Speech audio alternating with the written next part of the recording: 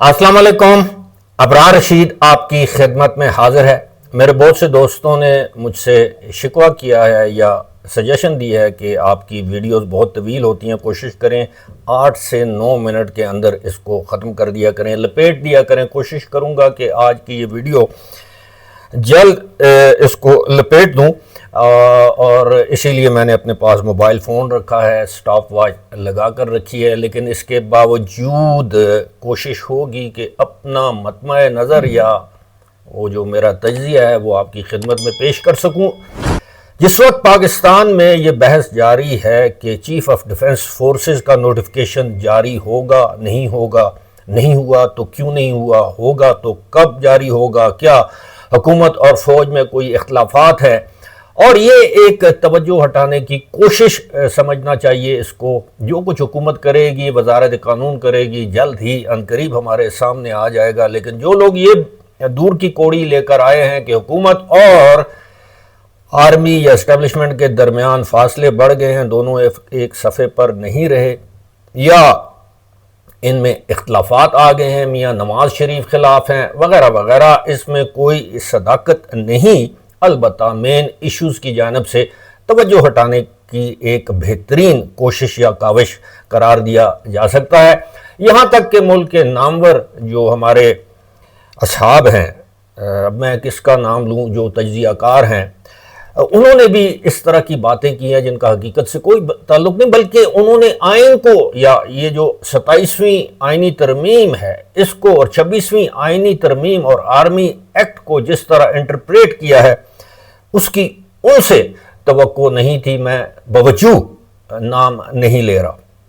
لیکن اس وقت جب پاکستان کو دہشت گردی کی افریط کا سامنا ہے، پہلے بلوچستان تھا، اب خیبر پختونخوا میں بلوچستان سے زیادہ دہشت گردی کی وارداتیں ہو رہی ہیں، اس وقت پاکستان اور چین، یعنی پاکستان آرمی اور پیپلز لبریشن آرمی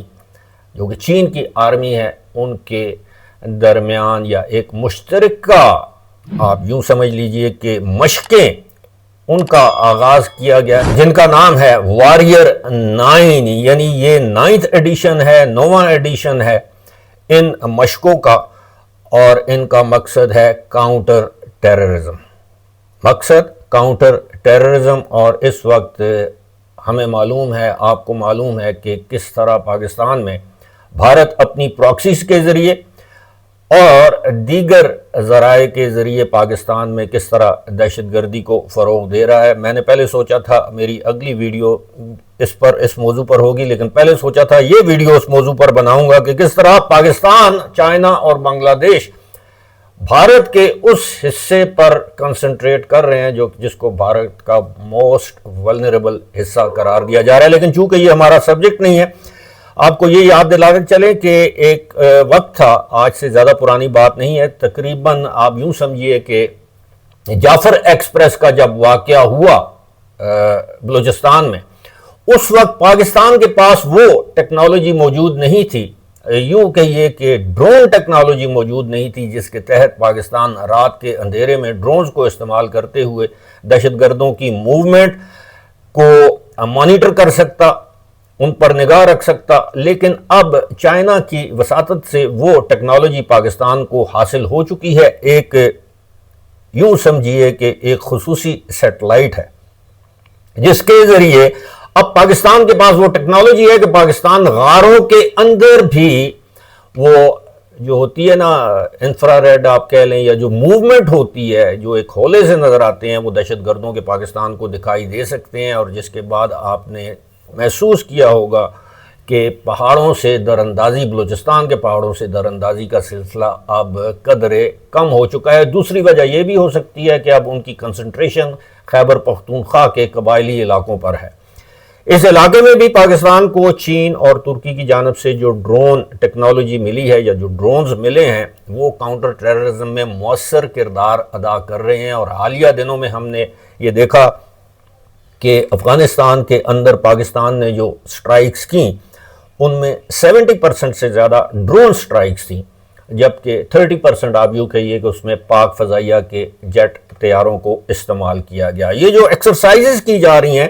چین کو اس طرح اپنے ملک میں ایسی دہشت گردی کا سامنا نہیں جس طرح اس وقت پاکستان کو ہے. شاید دنیا میں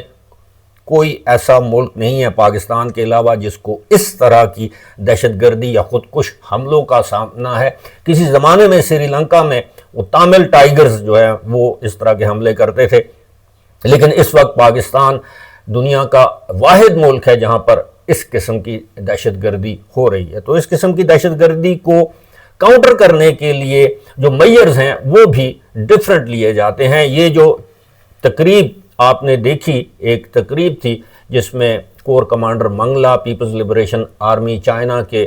جو ایک کمانڈ تھیٹر ہے اس کے میجر جنرل نے اس میں شرکت کی، خطاب کیا، اور یہ تقریب جو ابتدائی یا آپ یوں کہیے کہ افتتاحی تقریب جو ہے وہ پبی میں جو کاؤنٹر ٹیررزم کنٹرول سینٹر ہے وہاں پر یہ منعقد ہوئی، اور یہ مشقیں کئی دن تک جاری رہیں گی. جس طرح میں نے بتایا ہے کہ یہ نواں سال ہے، ہر سال اس طرح کی مشقیں ہوتی ہیں، اور اس سال ان مشقوں کی اہمیت اس وجہ سے بھی بڑھ گئی ہے کہ چین نے مزید ایسی ٹیکنالوجی پاکستان کو فراہم کر دی ہے جو کہ پاکستان کو کاؤنٹر ٹیررزم میں درکار ہے. اس کی وجہ یہ بھی ہے کہ چین کا اپنا ایک انٹرسٹ ہے، سی پیک کو نشانہ بنایا جاتا ہے، یعنی چائنا پاکستان اکنامک کوریڈور کو، اور وہ ہم جانتے ہیں کہ اس میں بھی چینی انجینئرز کو نشانہ بنایا گیا، چینی ٹیکنیشینز، چینی ورکرز کو پاکستان کے مختلف حصوں میں، خاص طور پر کوہستان میں، کراچی میں، کوئٹہ میں، گوادر میں، خزدار میں، دیگر علاقوں میں، ہر جگہ جہاں چینی لوگوں کی یا آفیشلز کی پریزنس تھی وہاں ان کو نشانہ بنایا. لیکن اب صورتحال یہ ہے کہ یہاں پر 8 منٹ پورے ہو چکے ہیں، لیکن اب صورتحال یہ ہے کہ پاکستان کے پاس وہ جدید ٹیکنالوجی آ چکی ہے جو کہ دہشت گردوں کے پاس جو ٹیکنالوجی موجود ہے اس کو نہ صرف لوکیٹ کر سکتی ہے، لاک کر سکتی ہے، بلکہ ٹارگٹ کر سکتی ہے. اگلی ویڈیو جس طرح میں نے بتایا ہے کہ کل یا آج کسی وقت بھی وہ ہوگی کہ بھارت بلوچستان کو پاکستان سے الگ کرنے چلا تھا، خیبر پختونخوا میں ایک کیفیت پیدا کرنے چلا تھا، لیکن اس کا توڑ پاکستان، چائنا اور بنگلہ دیش نے کیا نکالا ہے، اور جس کے باعث بھارتی تجزیہ کاروں اور گودی میڈیا کے جو اینکر حضرات ہیں